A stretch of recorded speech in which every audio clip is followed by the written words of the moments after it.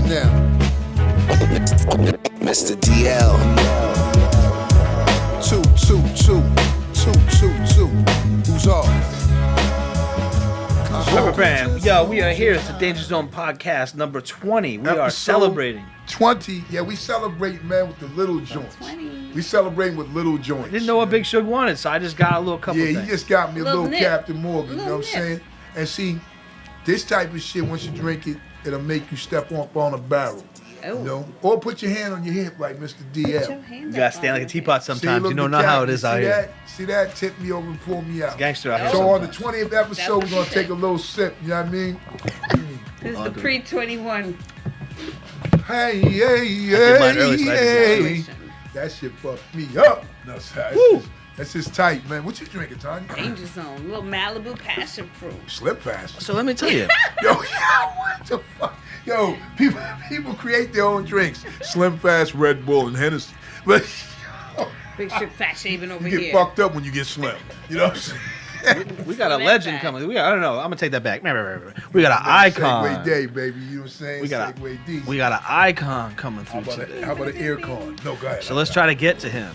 Let's try to get got a up to him nose because call. he's waiting on the line, waiting for us to get through today's topics. What's going on first, Chef Tanya? What's Yo. going on in the world? Well, let's start off with the Queen, Okay. Queen Latifah, and Little Nas X. Oh, the Equalizer, the Kung Fu Master. That's one of your. Love Queen Latifah. The Equalizer Love is Queen one of your Latifah. faves, right, Dave? She's trying to get Denzel Washington. She's trying to start a campaign to get Denzel Washington on the show.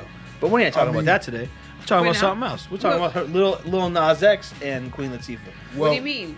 Well, lately, They're dating. I mean, well, recently, Little Nas. But yo, Little. Are we at the crazy. segment already? Insensitivity with Mr. No, DL? no. We did Mr. D's cool. You know what I'm saying? Ha, ha, ha, ha, ha. But yo, why y'all wildin', man? For real. Yo, hold on. We just. We the ones wildin'. No, we're holding We up. on the rocket fuel, you know and why? we the ones wildin'. Yeah, Little Nas X was frustrated over not or being snubbed by the BET Awards. But Queen Latifah, in his defense, so to speak, she was Little Nas. She feels Little Nas is amazing. He should have been nominated. This is what she feels. I don't know if that's the case. I don't know what's behind all of that, but inclusion is always the key. That's what we should be striving for. Visibly emotional. She thanked the women who performed for always being her sisters in the name of rap. So most likely they performed songs of hers. And implored women to support each other. Then in a rare moment, Latifah acknowledged her longtime partner, Ebony Nichols, and their son before wishing everybody a happy Pride Month. I respect her supporting that. I respect them, you know, but I feel that has nothing to do with him. I just feel like maybe his music wasn't something that was going to get nominated. It's like, not because you're gay, we have to nominate every song, or we're homophobic. Is that what's happening right now? I don't It's feel that. like, I feel yeah, like like come just- on, man. I We feel don't like know if that was the case, but he did have some. Here's songs. always been my take since I was like 15. If it's hot, it's hot. If it's not, it's not. I don't care if Oh, you're boy. gay or straight or rock or rap. It don't matter. If it's a dope record, it's a fucking dope record. some people like pecans, some people like walnuts. You heard it first. You see? All right, so maybe he has a gripe. I don't know. I'm not in tune with what's going on with his music, so I can't tell you. We're going to let you know what happens down the country road. We're gonna wear those Crocs I sent you. Did you see those Crocs I We sent wear you? them Croc boots. Imagine Croc boots. But Croc boots is cool. You might have gave them. Those people might have gave Yo. them Crocs an idea. They're gonna come up with all kinds. I of would have never wear them, but a lot of times people wear boots. That shit causes their feet to stink. So if you got on Croc boots, then you know what I'm saying, you solved it. You Little know, ear. instead of smelling like Swiss cheese, you can look like it too. That's fucking, Not every that's fashion. All right, what's is next, for man? That's Shout out fucking Queen crazy. Latifah. What you got next, Chef Tanya? Let's talk about 50 Cent and Madonna. 50 Cent of Madonna. Once again, 50 Cent of Madonna. I The think alien pictures. He could be a little, he could feel some kind of way because their friendship back in the day. We don't know, but he sure is hilarious about this. Oh, they used to date, or was that A-Rod? Did they used to date? I don't know what they did. You never know behind the scenes who did what, who plugged what. Who got, plug it up. Or unplugged. Plugged or unplugged. But 50 Cent roast Madonna again for a sultry photo shoot. He wrote in the caption, I hope she didn't make her kids take this picture. LOL. At 63, somebody to tell her to chill out, please. Included 3 additional photos of aliens suggesting Madonna looks similar to an extraterrestrial. 50 Cent is only being 50 Cent. You know what I'm saying? It is what it is. That her age have nothing to do with it. There's some 63-year-olds that look fabulous and can pull off whatever they want. And there's some, she just did not. That was not a very there's some 63 wonderful picture for her. There's some 63-year-olds who sit on cottage cheese. Yeah, I'm looking at her. She does look crazy, but for 63, she look good for 63. She does look crazy, but for she got some weird alien shit going on. He's super right about that. Yeah. Like I'm trying to look at it right here, and it does look kind of fucked like up. Ant Woman. Oh, some real shit, right? Whoever Ant Woman is, I knew. You like that laugh? That's the Pilgrim laugh. That's how you got the Indians slaying you. Yo, man. Yo. I don't think they ever liked. They didn't like me. I wasn't one of them. I wasn't a pilgrim. He said, all white people ain't all white people. Feel what I'm saying? Yeah, yes, I do. All white people. We all came from different places. I know that we like to forget that part of history different here in America. Different places. But we all did come from different places at different times. Let me ask you one thing. Do you like turkey? Yeah, turkey's good. I like it. Gobble gobble. Do you like cranberry sauce? Nah, I don't like cranberry sauce. I don't. Both y'all? I like to make it, but I don't like to eat it. I had it when I was a kid, and I don't remember hating it, but I don't eat it. Yeah, you know, like make it from cranberries instead of just opening the can. I like the jelly cranberry sauce. What? It comes out in a can. He liked the jingle. It comes out in the can too. Comes out can shaped. They got that other one too, that with the berries that comes out of the can. I just never liked the berries, man. Pause. But anyway, because they could be dingle. Oh, because. They're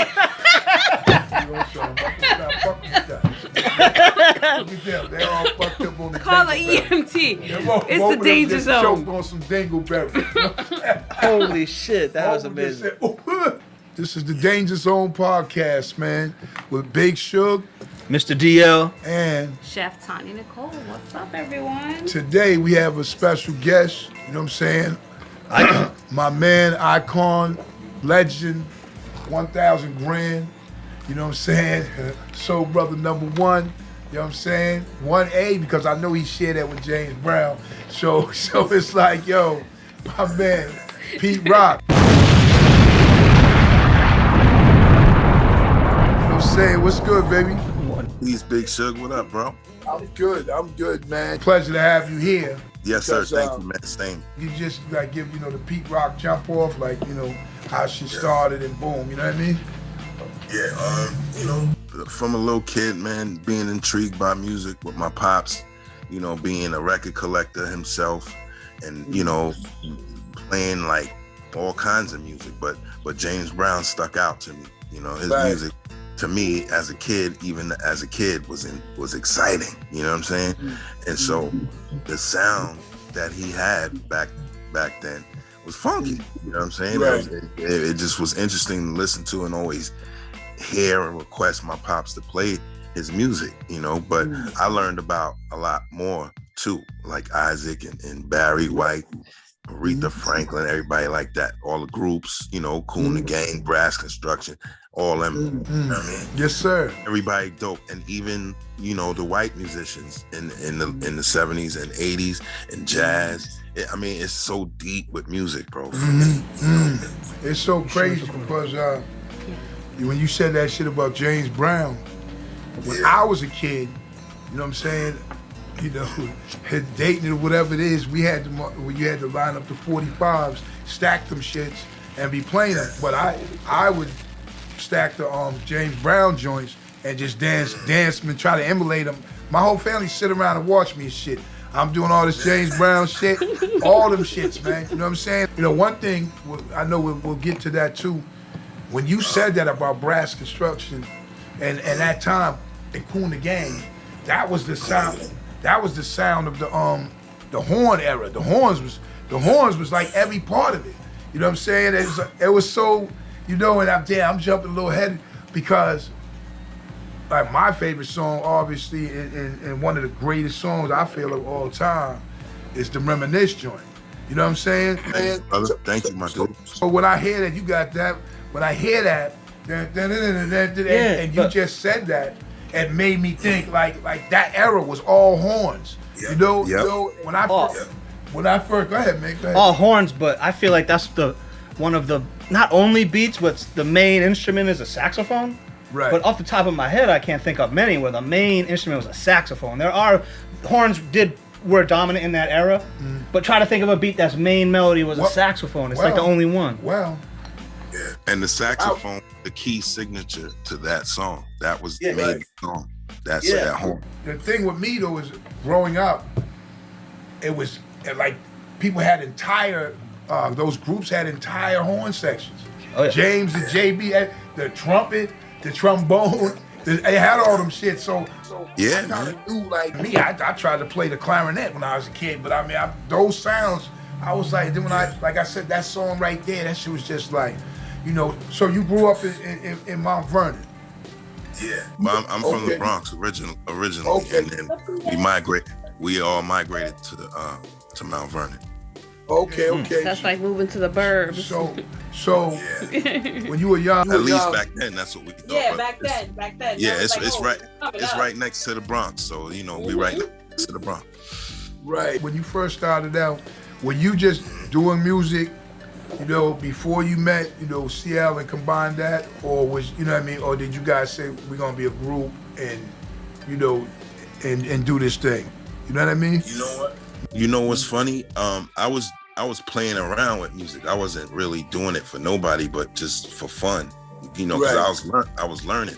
So when I figured out that I wanted to produce and started making joints, you know, demos with him, I started getting more serious with the beats. Right. But I had to stand in my own light. I didn't want to sound like anybody else. You feel what I'm saying? But I learned from these same people that I loved, you know, Marley Marl, Howie T, Teddy Riley, you know, Larry Smith, rest in peace. You know what I'm saying? Yes. And the list goes on. And then I took that and just said, you know what? These guys were awesome, but I can't do what they did. I could kind of do an enhanced version of something new. You know what I'm saying? And that's what I worked on. Man, it's beautiful because when you said you didn't want to sound like anyone else, but neither was CL's flow. You know what I mean? So when y'all, you know, Pete Rock and CL Smooth, for all those who might not know, you know what I'm saying? But when they combined, you know, back then it was a lot of cadence. You know, when people, that's what made you different. And then you had to, you know, straighten it out, join all them with them horns, all that. Man, it just went. I took a lot of pointers from 45 King's music too. Right. Because he was doing the horns a lot too. Well, Guru, rest in peace. You know, when I first started coming to New York, you know, upon my release, like early '91 or so, that's, you know, he was still dealing with like 45 King. He'll introduce me, you know, because that's when everybody was ascending. You know what I'm saying? So I knew that about that part. And then, you know, Premier grew into, like, a lot of people always felt like the jazzy sound thing was Guru, but it was really Premier. But they combined that because, you know, like you and CL, the music was so much the music. Like, I mean, the music embodied its own sound and its feel of soul, jazz, smooth, whatever, hard, drums, and all that. And the voices parallel them cats, you know, they both had their different cadence. That was an instrument onto itself on top of the shit. That's why I like that. It worked so long. Like when you and you and CL, and I was like, damn man, this shit is just different. We were onto something. Right. We felt like we were onto it. We felt like we had something really good and wanted to work it. You know what I'm saying? And I said, damn, I didn't want to pigeonhole my sound just to one sound. That's why I always kind of did R&B remixes or something just left. You know what I'm saying? But the hip hop is where my heart is at. The boom bap is where my heart is at. but Right. I was doing different things just to get other people's attention. Right. We all know that T-Roy was your cousin. Troy. No, he was. No, he wasn't my cousin. So Heb was your cousin. Troy was the homie on the block. Right. We all lived on Hillside Avenue. Right. And Heb too. Yes. You know, I tell DL and the people all the time. At that time, like all the rappers, everybody was in the same places. Yeah. You know, I mean, I told a story once that I was standing in front. I think we were in the village or somewhere at a McDonald's, me and Guru. As soon as we stood in front of the McDonald's, then here comes L, here comes Run and Jay, here comes Half, rest in peace. Everybody pulled up. They probably was on tour. They probably was on that tour. You of Jamaican descent, right? Yes, sir. Okay, so this is another thing I was bugging out. So Heavy, rest in peace, had came to the all those don't know Heavy D, and of Heavy D and the boys and such, and he came to do a joint with Premier. So when he came to do the joint with the Premier, while he was on the side or whatever, we was in there in studio in the Studio B, he started chatting. You know what I'm saying? And I was like, cause I didn't know this shit. Like I didn't know that part. I just knew, that the cat was, he rhymed and shit, heavy diddly. So I'm thinking like, damn, then he started chatting to this shit and I was like, yo, this motherfucker sound Jamaican for real. Like I'm not knowing, for some reason cats at that point didn't just come out and say that. So I learned behind the scenes with him chatting and Busta. Like this was way back then, and I was like, oh shit. And then I would always say, this dude can make a whole album like that. You know what I mean? I mean, he was like, yo, his shit was nice. I was like, wow. He did. He made a reggae album. Oh yeah, I didn't peep that. See, I mean, the shit was so nice. I was like, yo, this dude. And then me being like, damn, but yeah, he's nice at rapping and all that, but shit. It was too much fun back then, bro, in them times, man. To experience all of this with him, man, because I was under him. I was under his wing. He was the one that opened me up, and I was able to see a lot with him and meet people through him. You know what I'm saying? And then that's what inspired me to be who I am today. What were we gonna say? I look like the what? Next Pete Rock? Nah, you look like he said you look like the next Pete Rock. All right now. All right. Yeah, he the Pete Rock. He the white little rock on top of the peat moss in the front yard. Unless he gonna take a dive in a big old pool of chocolate or something. You know what I mean? He gonna do something. And he just might, so he might eat that. But nah, that's my man. I'll fuck with you. What were you gonna ask them? Excuse me, that was mad smooth. What are you gonna ask me? You like that? Love. Like, get off of me. Get on him, nah. Segway King. Yo, nah, but on some real shit, on some real shit, when y'all though did break up, right? CL. Yeah. I mean, what happened? Did y'all decide? Like I know, but I'm just saying, people are like, did y'all decide, or was it just growth, and then you was like, yo, in different dark directions? forces, bro. You know how this go. You know what I'm saying? It's a lot of feelings and money and just jealousy plays a part. There's a lot of stuff.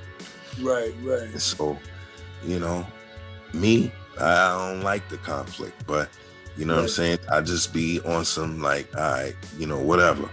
But we fought, you know what I'm saying? We had tussles and fights and shit like that. But, after that, it's like, all right, man, I'm done, man. If I got to do what I love and deal with this type of shit, then nah. I just want to make music, man. You know what I'm saying? Right. Things have happened and the time has passed or whatever. I mean, have you guys since any kind of reconciliation or performed together or anything? Yeah, I mean, went on tour together. We've done things. We've been on tour a few times. You know what I'm saying? Okay. It's I'm a different man today, man. You know what I'm saying? Like I'm a grown man, bro. You know what I'm saying? And it's just people are different from each other, man. And I'm not speaking nothing bad about the man. This ain't Just a nothing. different vibe. But you know what I'm saying? I had to just make decisions, man, that were hard for me, bro. Right. And you know, I mean, one thing about recording and having this great music and stuff that you've done and continue to do, we still will always have that. You know, it'll always be that invincible. The music is invincible. There's no death to it. The passion drives you, bro. It'll drive you to the top, bro. I remember the Militia. You do? So you remember that song? That song was dope, bro. So Pete. I wanted to impress all of y'all, to be honest with you, man. Right. You know what I'm saying? Even Primo, like, yo, man. You know what I'm saying? Yo, bro, I gotta do my way now. You were coming for Primo's head with that one? You were up trying to outdo him? Nah. He thinks so, but I don't. I was just doing my thing, man. You know what I'm saying? The Militia, you know, me, Freddie Fox. We had Freddie on. Shout out to Freddie. We had him on last week. Freddie Fox. That's my guy. When we did the joint, we like, boom, we got the hammer. We burning like that. That was something that they said, well, let's just do this. Let this be a single. And that shit literally became like an underground hit. Like that shit banged out. Like it really was. Yeah, I didn't know you guys at the time. It was Above the Clouds and the Militia. That was to me as a. Oh yeah, we were talking about that last week. How that brought life to that. You know what I'm saying? And me being a black dude from the '70s, how happy I was to be dressed up doing karate in a motherfucking video. I'm like, yo, you don't even know. Like I'm on some shit. Like oh shit, because this is some shit I grew up watching. So you just made me think of something. Like Guru was in Down with the King video too. Oh yeah. Yes, remember I asked you last week. I said, "Were you guys in the Down with the King video?" You said you got, but Guru was. That's why I probably lost that. I think maybe I did ask if you were. Yeah, you probably did. Yeah. That video was dope. Eazy-E was in there, Crisscross. We like okay, so then boom. You remember remixes was super huge at that point anyway. We had. Yo, look at my man Tony Touch calling right now. Hold on. Tony Yo, one second. We gonna stay right here. Hey yo, Tony.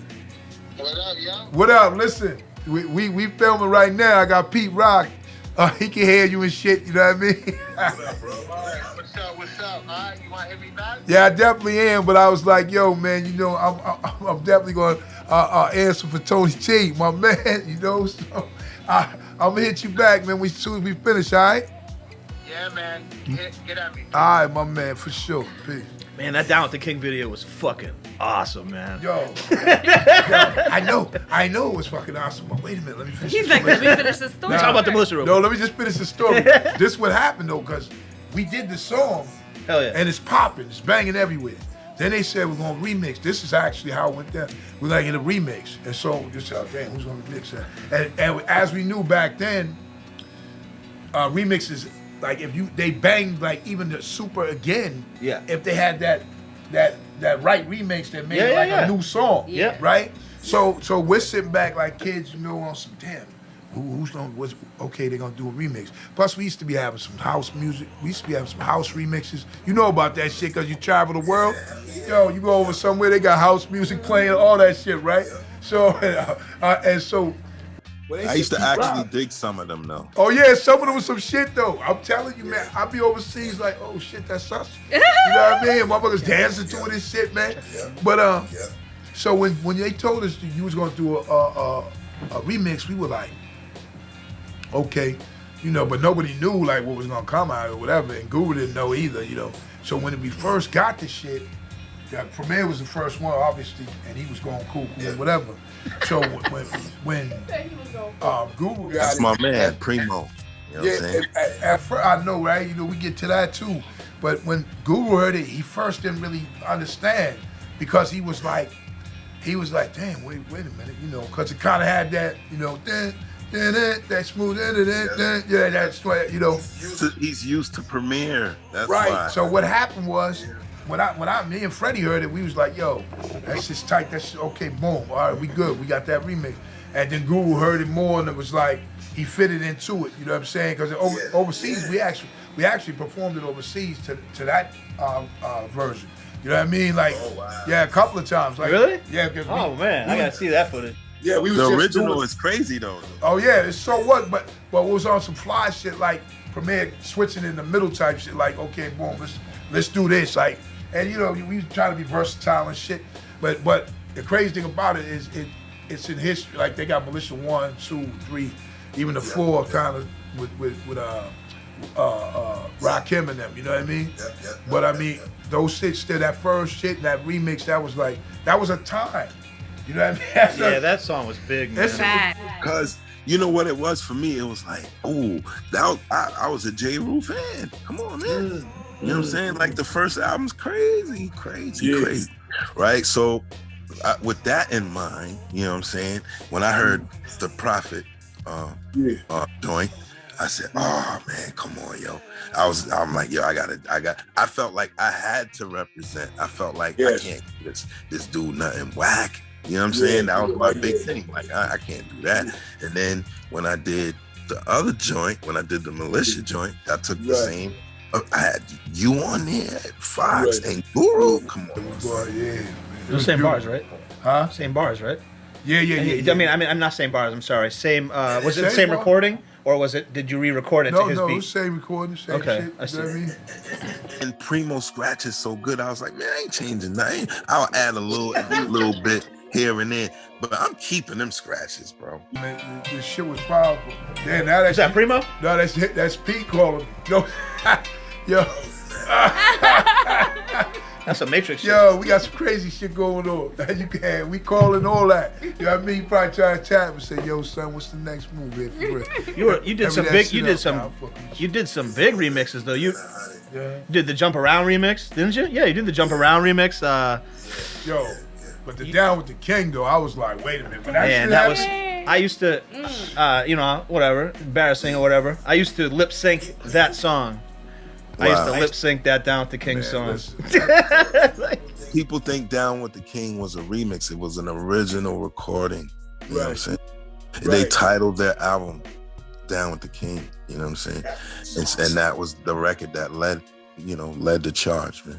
I mean, it's crazy too, because me and Guru, rest in peace, our jump off was, Run DMC. Like, we were the two dudes coming from Boston, okay, kind of similar with the style of it.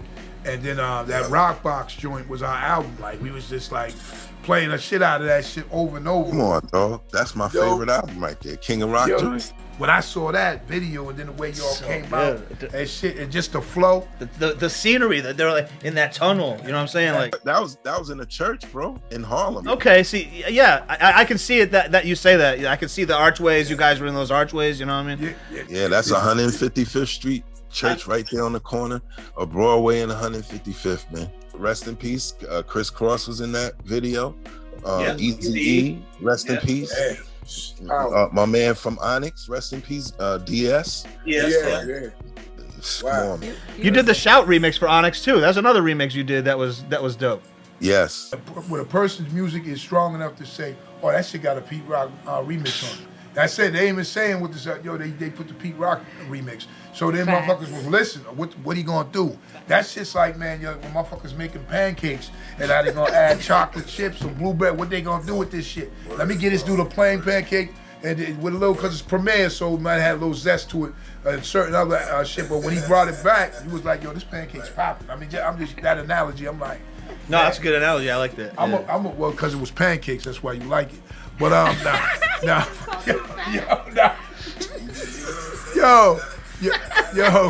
that's my man. You gotta have that infusion, bro. So spicy in here, the danger zone.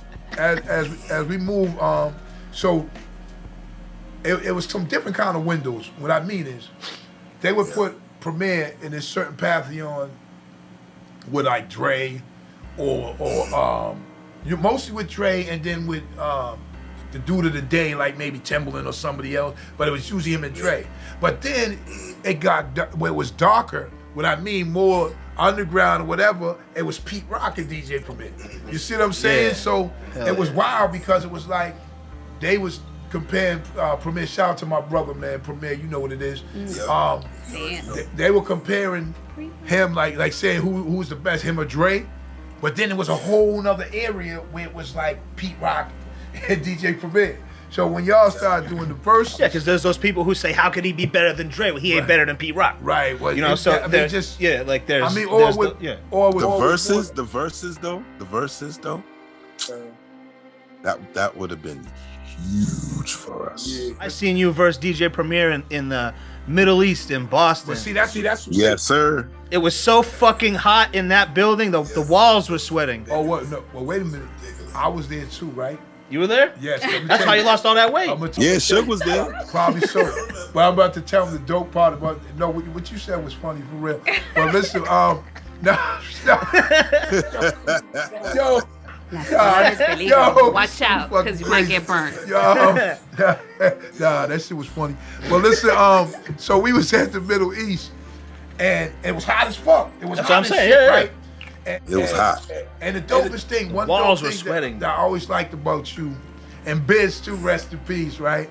Dudes would be playing music, and then slide from the back of the tables and hit some bars. You know what I mean? So like you and him were the two dudes that I really seen do that. Like not many others, if any. This might be a few, but I know you and him, cause Biz, I rocked with him all over the world, different places like that. And you, I just you be doing your shit, and then all of a sudden you be set your shit up to be right. And then at that verse that night at the club, you came in between. Boom. I'll never forget that. Did your shit, blah blah blah. Then so it's like y'all are Pete Rock versus DJ Premier, but at the same time it's like, oh, they having fun, but it was like a duel, cause then Pete's like, yo, you were like, It's the best one in hip hop.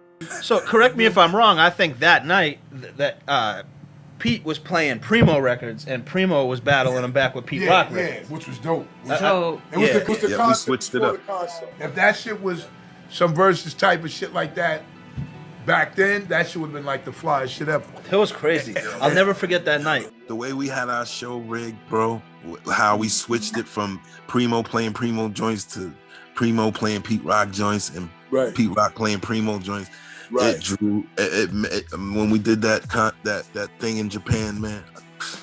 I'm fan manning, because I was never a fan boy. I'm a fan man. He's a fan man. No, I was fan manning it, right? Fan man in it. So I'm sitting over there and shit like yo, this shit's the shit. A couple years ago, MOP was up here, and at this place Slaves, like a little small soul spot, but they perform. And just thinking of that, Lays called me, and I had that song on EMF, and he was like, yo, Video by me. all right, you did the video, shout out. And Studio. Lay says, yo, you know that song, man, you got?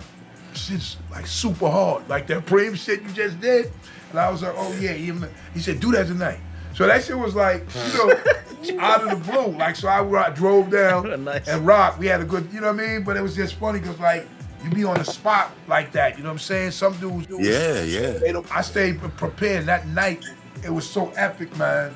And like us even be here now, it's like, damn, there's moments like that, man. It's just, you just don't, that shit is part of history, and I embody that whole shit. We're gonna hear it here on the Danger Zone. Bam, bam, bam. Are you the best producer rapper? You have to be, because you're already the top 3 best producer. Are you gonna let him answer it? You know what? I'm gonna be real honest with you, man. I really did the rap just because it was an accessory. I was more focused on making the beats and the music, of course.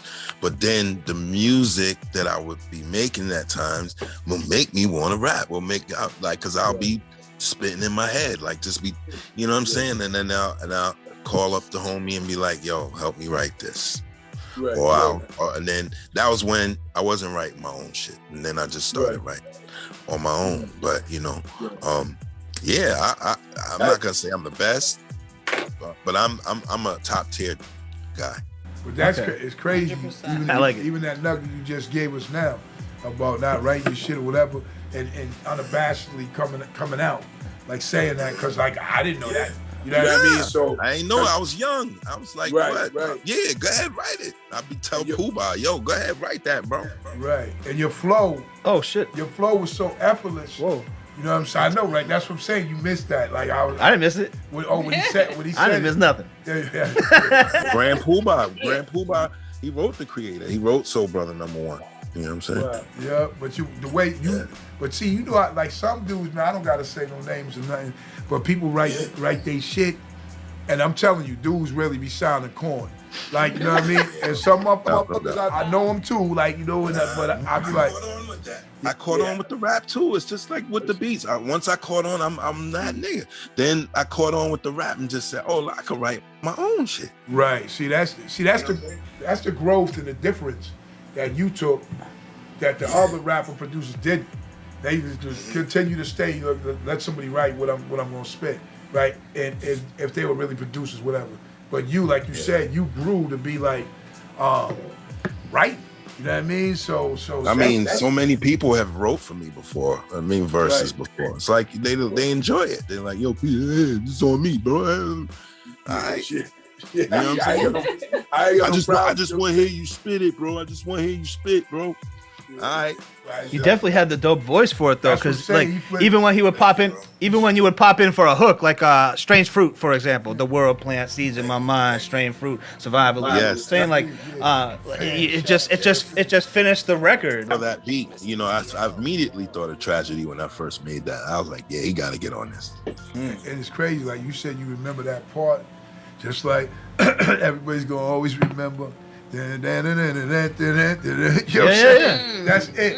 That's my childhood right there. You know what's so about Reminisce though, which is so dope about the song, is it seemed like how it looked like the video, like Cash was like, damn man, you know, this is how shit went down. And you could feel Cash like telling you like this story, and it was like dramatic. The video it really fit that song too. It was like, this shit is drama. You know you got a dope ass you know you have an amazing beat when the beat's the hook. Thank you, bro. I appreciate it. And the video director Marcus Rayboy went on to do movies in Hollywood. So that when we did that video, it took us 4 days to finish it. The whole video. I mean, you know, today you do a video in a couple hours.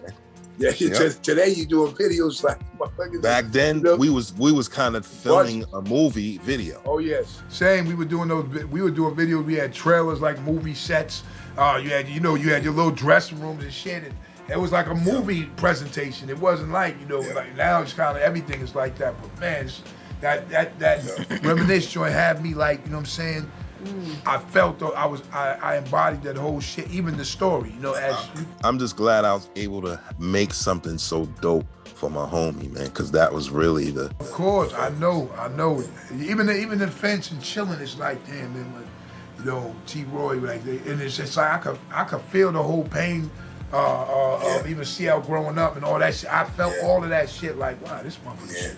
And so I'll be in a club or somewhere else, or even now when I done seen it on, probably NBA 2K or one of them games or something, or different shit they be having it on, I'd be like, damn, man, that shit was like. Yeah, I love it. You know, that's been on many video games, so I definitely received the benefits of that. That was awesome. Introduce it to the young people. Oh yeah, like the people young that don't know him. That's like motherfuckers is super younger, 20 plus years, and they know every word. I'm like, it's beautiful. Yo, this, I see them little kids overseas too, and I be like, and they tell us some shit like, hey, years ago, my mother and my aunts came to you guys' show. I'm like, oh, for real? Now, did they tell you something? Because generational. We were some wild ass people at that time. So it's like 90s was a different time, man. It was just, it was a whole different vibe. It was a vibe, like they like to say now. That shit was a vibe for real. That's why cats are still moving with it. That's why it's still even new generations with the music that's out now. And speaking about the music that's out now. Like, how do you look at that though? Like, I'm not going. I mean, there's some that's good, and then there's some that's not. You know what I'm saying? Right. But I'm like, in the beginning when I was super, like, angry in the beginning about it, I was just like, because I'm a musician, I love music, man.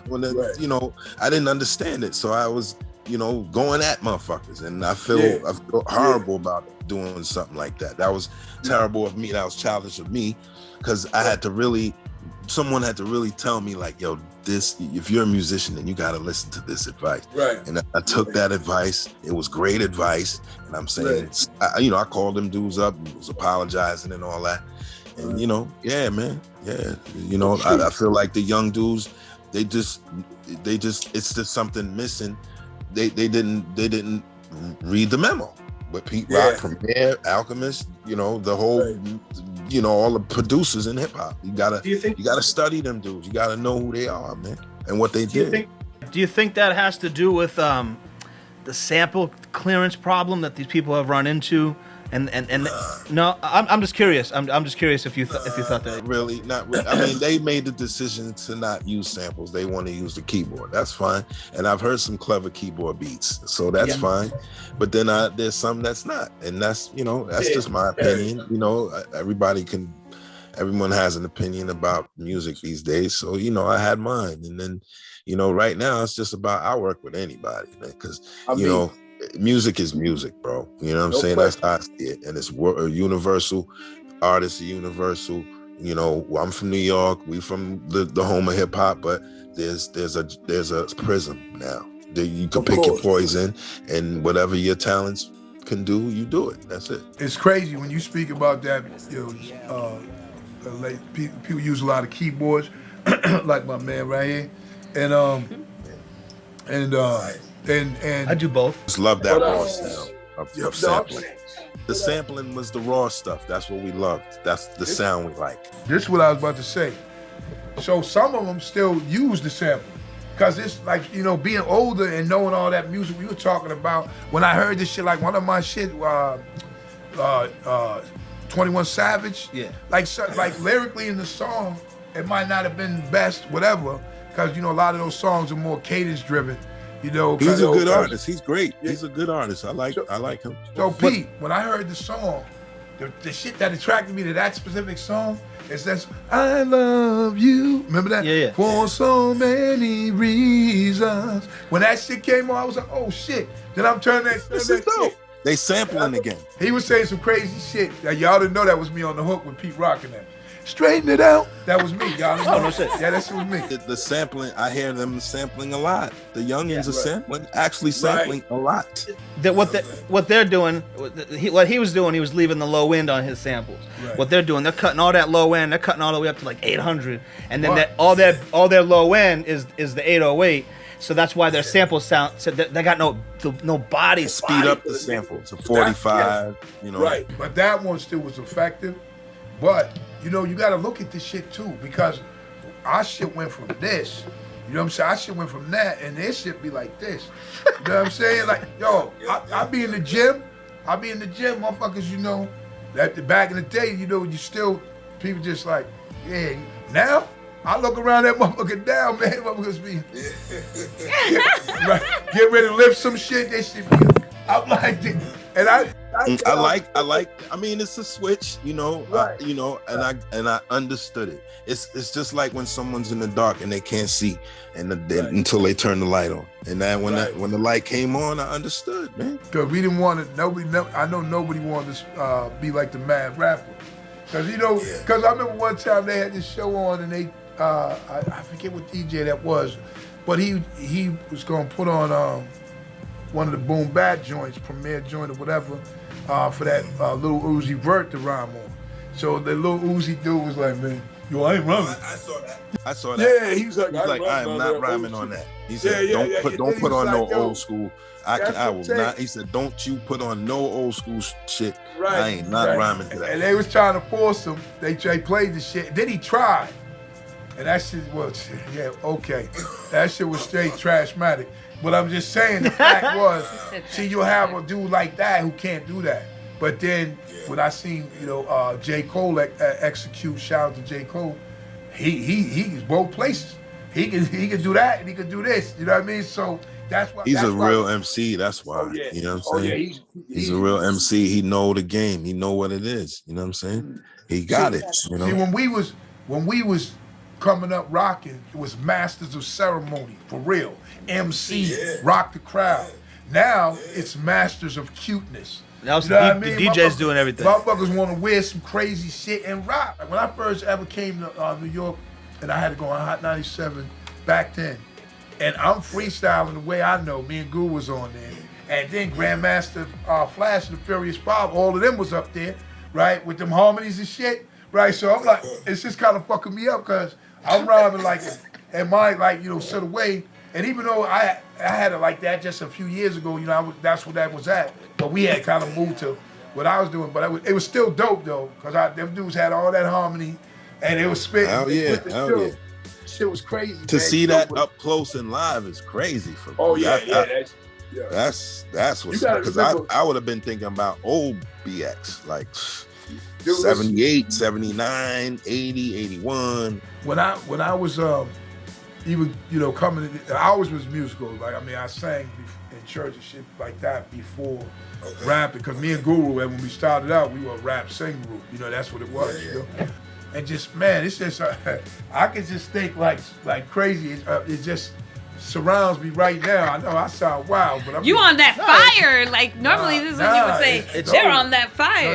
That's where I say you're surfing. You're surfing. The rocket fuel. Yeah, the rocket fuel. You can't surf if it's your man.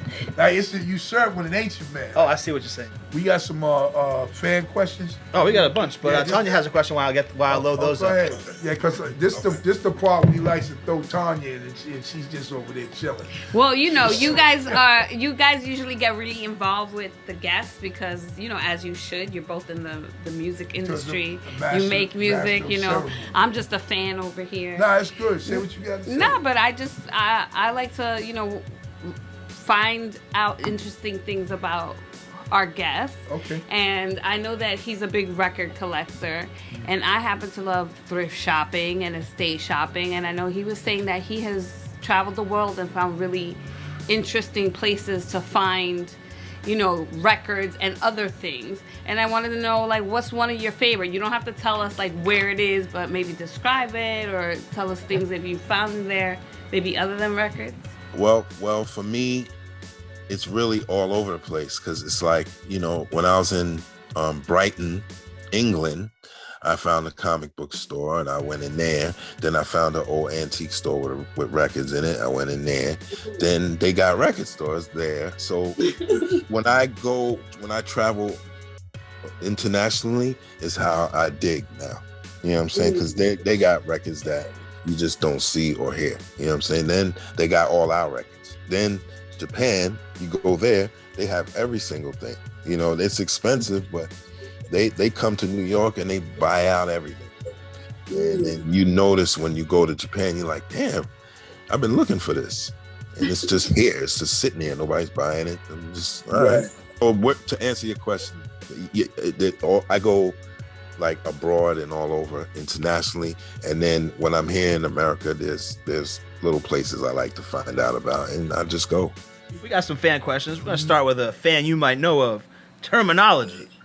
Terminology wants to know. That's my brother. Shout out to Is it true that the beat That's my Puerto Rican bro. Yeah, Boricua. Is it true that the beat terminology used for Recognize My Car was made on an SP 1200 in 1991? He recognized the SP? Yeah, SP, yeah. Was it made on the SP? Who produced it? You! Oh, shit. Yeah, everything I did back then was on the SP. Every single thing. You got her knocking her shit over. Nice. Oh, damn. My It's a bad. fan moment. It's cool, man. Oh, so everything was made on that back then. That's pretty interesting. So everything was made back then with the SP. Like I just started using the MP in 2000. Ken Rowland wants to know if you have any new projects coming out. Yeah. Recent, like in the near future. New return of the SP 1200 2 instrumental album. I got my artist Amir, Peace Beloved, whose album is called Dope Boy Soul, coming out. I got Peace Instrumental 5 I'm working on. I got Smoke Dizza, DSR 2. I got wow, what did I just lay down a beat for? Oh, I can't say. But it's so many people. It's so much work. It's so much work to do. No, seriously, I'm one man and I need some help. Yeah, when you get one of them beats, man, You can slide that over here, man. And I got a lot of beats for everyone, but facilitating them to the correct way is the, of course, what's important. We covered a lot of them, but Brian McKeon wants to know. I would love to know what he thought about Black Thought's verse on "I'm Every MC." Oh my goodness! Come on, man. Sure. I mean, I didn't. What I thought about Black Thought's verse on any and everything was there's nothing that man does that's trash. Like nothing. Even his verse on air. Yeah. Like if he don't even rap to no beats, like yes, that's how ill he is, you know. So yeah, shout out to Black Thought. So the next question is presented by me. Nice. We all would like to know your favorite 10 MCs. It can be different decades, or it could be the time now. Damn. 10. So we just need 10. Okay. Rakim. Big Daddy Kane. Indeed, yeah. Pause. Guru. Damn, my niggas. Rest in peace. CL Smooth. CL, see? That's that shit. Dress from Black Sheep. Yes. Q-Tip. Yes. Nas. Buster. Most Def. Oh shit. Yasin Bey. Yeah. And Heavy D. Heavy D. Oh damn, Heavy list, D. man. Rest in peace. You know what's so They dope? should call it 11 MCs. I'm gonna put Big in my list too. Oh yeah, no question, man, no question. Make it 11, man. Prodigy. Oh yeah. Oh, you can go on all day. Yeah, he's too musical. You could have gave him 20. You know what I mean? I'm gonna have Preem on in a few weeks, and like, come on, I'll tell him he'll start studying. I know what you were doing. 5, and they spread it out. I know he said that same shit like Freddie last week. He said, I know what you're doing. Yeah. But I mean, no, for real, Freddie said the same shit, but it's dope, though. That's another thing in hip hop. I'm glad that you mentioned this because I wanted to say something before we leave. Is that, when I'm working with artists, nowadays it's through email. A lot of beats get used by people that you didn't give beats to, and that I had to stop that, you know what I'm saying? And stop emailing beats and being like, yo, let's just talk about it. And then we sit down together, get one day out of your life where you sit down and where it's worth sitting with me playing you 1,000 beats. Right. You know what I'm saying? Yeah. And that's how we work, man. So Survivor. Yeah. D&D, I mean, everybody came through there. And wherever you would record at your time, or Premier would have this whole, and you got to go pick up shits, and you like, damn, this is a workout. Now it's that damn simple. I remember singing the beat tonight. Exactly what D&D was about. Listen. I know you know.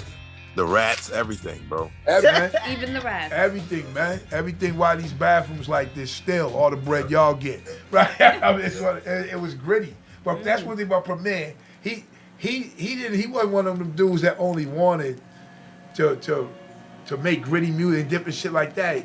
He wanted to be in it. You know what I'm saying? That was him for real.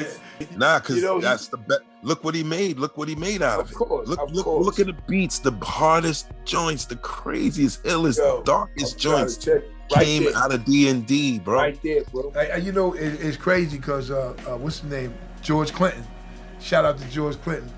And I was talking about Premier wanting to be in it with the music and all, and the grittiness and shit. So George Clinton came. We was doing, how we do them festivals and shit overseas. Yeah. So we're doing a festival, one tent, he's doing another tent, but he comes to the back of our shit. The boy, he smelled like wild onions. Like them shit was wild, right? And then I was like, damn, I'm young, I'm sugar, whatever. I'm like, yo, you smell wild, right? He said, yo, he smoked the joint and said, yo, you got to have the funk on you. That's what that dude said. George Clinton. He for real with it, man. He stinks, for real. I said, this dude smelled like all types of onions, but it had, it was hot as shit. It was a festival. He got all, remember, he wore all the big ass coat. He had all types of shit on, and I'm just, it's heat. He like heat. He dope, but I'm just talking about that day. when that motherfucker said you got to have the funk on you, I said, well, damn.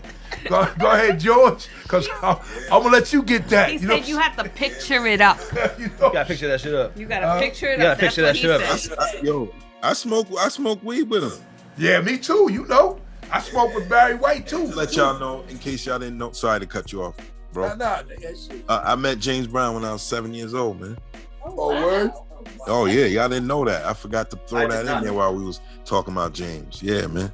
Wow. He came to my hood, man, and performed.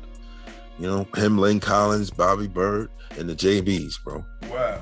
And the thing that we have is in common about that, you met him at 7 years old? I was him. I was him at 7 years old. So, you know, I was James Brown. It is what it is. Every family member can tell you. They clear out, sit on them little couches. We had them little couches back in the day, them hard ass shits, and they watched their brother. Back to what you were saying, though, bro. I didn't mean to. This album right here, the Soul Survivor album, I was obviously a fan of yours before this album came out, but I feel like this album came out in my most impressionable age. Like I was like 18 when this album came out. You know what I'm saying? And you're on the back of this album at the SSL. You know, this is one of the 5 albums that I credit with like wanting to become a producer. Oh wow! I just wanted to shout you out, man, because I'm not famous or nothing like that, but I've had a pretty incredible career, and you're one of the inspirations of mine. So it's dope. It did its job. Thank you. Big Suge's over here singing. Nah, listen, let me tell you. Suge over here, James Browning. Yo, how do you know? We just We had brought a him good back to when time. he was 7. Hey, but listen. So listen, can we give them? You got your Tanya. That's your question. Go ahead, ask. Oh, we always like to know, what are your socials? My socials are basically, you know, Real Pete Rock on Instagram, just at Pete Rock on Twitter, and Pete Rock on Facebook. And those are the socials. And then I've got just the good music coming in. You know, I talked to a couple of my Woo friends, and we've been discussing music, so we'll see what happens. Oh shit! That sounds good. Wow. You heard it here. Brother, Wow. you know, it's been a pleasure, man. You know what I'm saying? Hey, listen, God bless. you know, Thank you we so here, much. man, and we appreciate you coming through, man. Hey, that's Pete Rock, man. This is the Danger Zone, episode 20. That's You know what I'm right. saying? And Almost we did that. Really? That was My cool. man, peace, man. Thank you you so so much. much. All right, man. Yes, sir. Hey. Yeah, you too. Yes, sir. Sex moon. Hey, No, because I think the saxophone's a great instrument, but I think it's whack in hip hop. I think it's a whack sounding Right. hip hop in hip hop. But I feel he's the only one who ever made it work. I mean, Even with all that jazz metal shit, like Yeah. none of those beats were saxophone driven. They might have been in there, in the background, but that shit was that was the saxophone. That's what you remember. I just want to ask different questions No, because but I saying? liked it. I'm it's like, different. you know, He could even peep. Like my thrift shop. He could even peep how we was bouncing. Yeah. Like what I'm saying, like our little comedy and shit like that. You can. Yeah. There's no way you couldn't like even see. And then when you say some like knowledgeable shit like that, when it comes to the shit Yeah, you would he know. knows Yeah, you're yeah. not fucking around, really. Yeah, but he could see where I could see how he was enjoing that shit too. Yeah. You know what I mean? Because I don't know what I said, but he started laughing. were I was definitely like, being funny, Oh as no, always. DL caught me because I said yo. I said that shit was funny. But Yeah, you had, but by the way, that 'cause was funny what that you shit said. was funny. just how hot it was at that show. Tanya, you have no idea. Let me tell you how hot it was at It this was concert. that hot. They were giving away free waters. Yo. That should tell you right there how That hot it show was. was hot. Yeah, They that- didn't want people they were passing giving out. out. The venue was giving out free water. Hey, here's another one, right? The hottest show I ever performed at, it was so hot. You remember when Fame was fat? Yeah. It was so hot, even Fame had his shirt on. Like, the 2 hottest places I've been in my life, Fame was there with his shirt on. That's fucked up, and I ain't never been to hell. He had it, we got him pulled over in Arizona. That's and rhyme. We got pulled over in Arizona. It's close, If you That Puerto, could- that- it rhymes if That you, could be a song. it rhymes if you're Puerto Rican. But listen, no. Danger zone. I'm gonna mess with you. But yo, we get pulled over, right? So the bus driver had told we had mad guns on there. There was 12 guns. I don't know why. Allegedly. I don't know. There was guns on there for real. That, It's been long enough. It's long enough. yeah, no, that shit really was some stupid shit. It was 120 something degrees out. That Arizona heat on fire. Dry Yep, heat. and everybody had their shirts on.